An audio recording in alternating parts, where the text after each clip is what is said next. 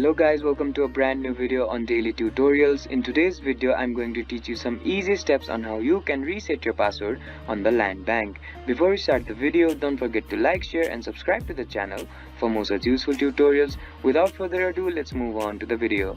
First of all, make sure that you're connected to the internet.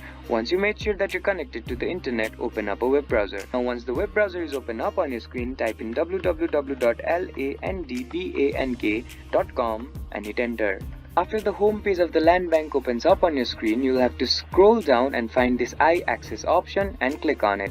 Once you click on that iAccess option, you'll be guided to another page. On this page, you'll find the Login tab. On the Login tab, click on the Forgot Password option. After you click on the Forgot Password option, you'll be further guided to another page. In this page, you'll have to fill in your iAccess ID here and then click on Submit.